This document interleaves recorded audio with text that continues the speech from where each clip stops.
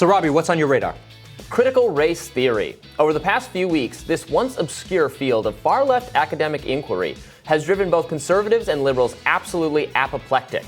Several states with Republican governors and legislators have in fact made recent attempts to ban it from schools, which has provoked cries of censorship and whitewashing of history from Democrats, the mainstream media, and certain progressive activists.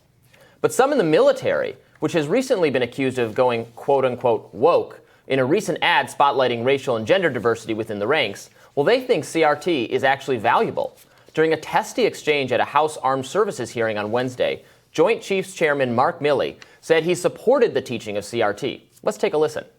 But I do think it's important, actually, for those of us in uniform to be open-minded and be widely read. And the United States Military Academy is a university, and it is important that we train and we understand.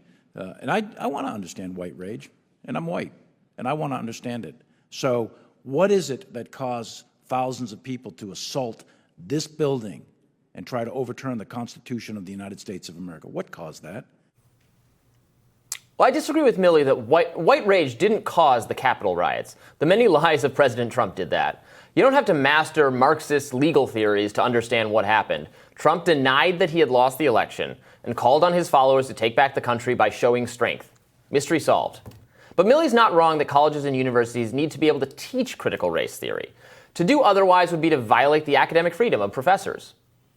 Part of the problem with this debate around CRT is that no one seems to actually know what it is. So let's fix that right now. Critical race theory is somewhat misleadingly named because it isn't really a theory at all. Rather, CRT is an analytical approach that assumes the structures of U.S. society, institutions, politics, and particularly the law, were bolstered by racism. Adherents of CRT think that so-called race-neutral policies cannot be race-neutral because they were formed within a society that once practiced slavery and segregation.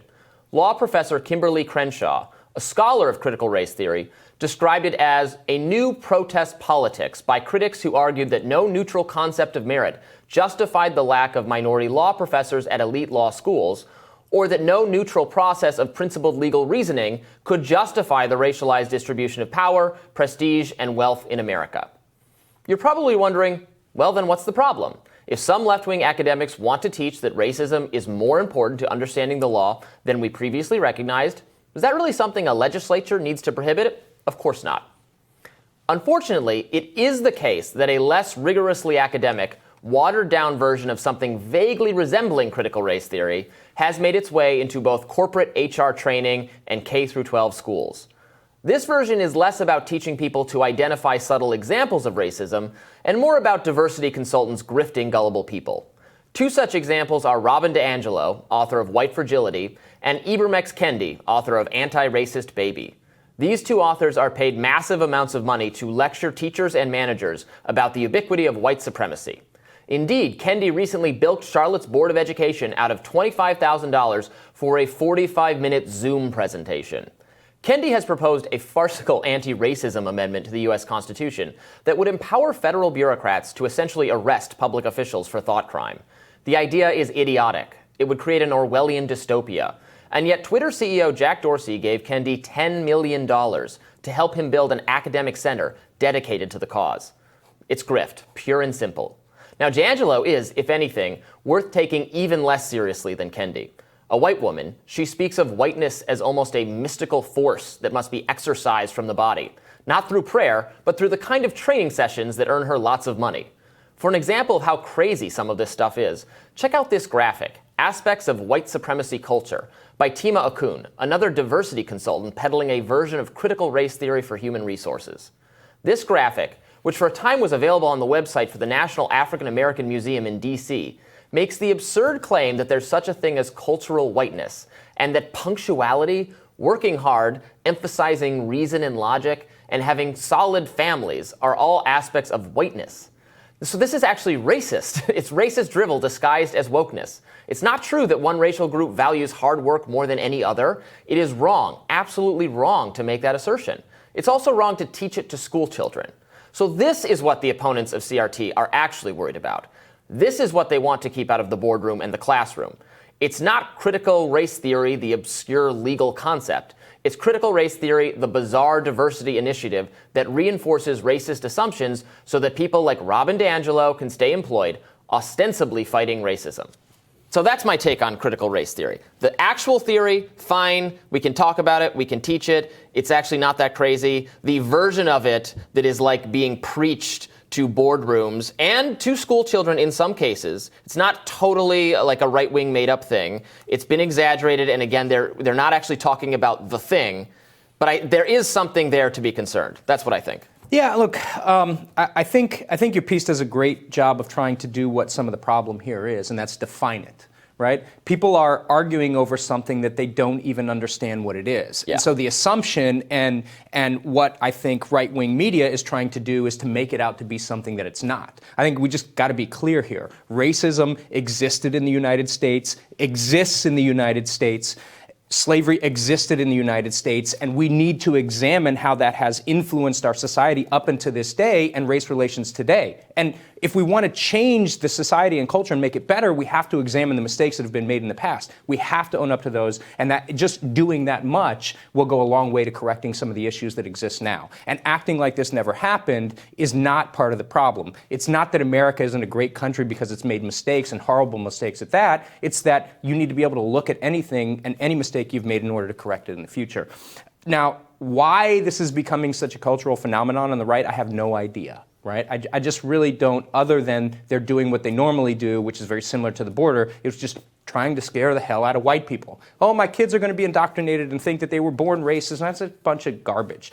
I get it that there's some grift and extremism here, and that should probably be examined. But when the United States military and people like General Milley say that, if this is worth taking a look at to examine, it's probably worth taking a look at to examine. Right. And the culture war around it is something I think that just pushes us in the wrong direction, which is not actually dealing with the problem. Right. I think, again, the actual critical race theory, examining how the structures of our society were affected by racism, by slavery, and by segregation is something that should take place in sociology courses, in law courses, at colleges and universities. And also, I agree, of course, we should teach the Civil War and slavery and Reconstruction. We do. I mean, I learned about that in school. I'm sure there's some schools that do a bad job, but that is a part of the American history curriculum. And, we can have conversations about improving it. But I actually do. There is a version of it. It's not taking place everywhere, but there is an effort to talk about this idea of white supremacy culture, of whiteness as like a magic thing that is infecting, is in the air. Some of these diversity consultant type people talk about it's like bad guru stuff, like detoxifying your body. that nonsense that you need like a cleanse. Well, they've exported that language for dealing with racism, and then they make tons of money putting on these seminars about it, and it's nonsense. It's nonsense thinking. So that is what some people are criticizing. It deserves criticism. I mean, if your company wants to pay these people, whatever, more power to you, I guess, whatever. I'm still going to make fun of it, but you do you. But I don't want it. I actually don't want it in the K through 12 school system. I don't want the diversity. We all make fun of those things. The diversity training, sexual harassment training. Everybody knows those things are jokes. And we used to just kind of make fun of them privately, but now it's actually it's becoming a thing you're not supposed to criticize because it's the new thing. It's stupid. I think it's stupid. I don't know if I agree with that. I wouldn't say that diversity training and sexual harassment training are jokes, because I think that there is inherent problems in language. Have you watched the videos? Have you watched those videos? No. They're hilarious. I haven't, but I think that those are examples of kind of the extreme portions, and people maybe grifting it like you point out. But the idea that we don't need some kind of training to examine inherent bias, both towards sexual harassment and potential racism, or inherent racism that people may not even understand that they are taking part in, of course we need training in that. If you never learn about it, how can you correct the behavior? And it does exist.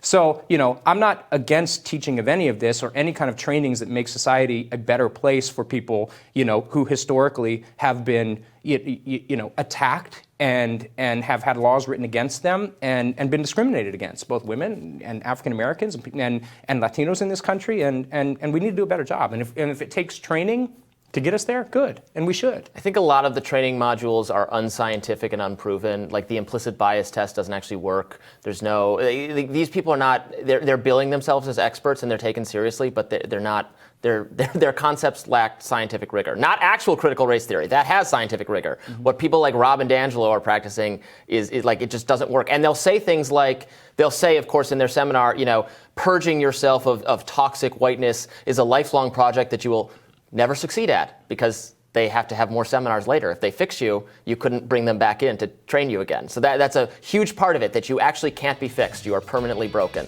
Stupid. Interesting. Interesting stuff. Thanks for bringing it up. Well, I'm looking forward to your radar coming up next.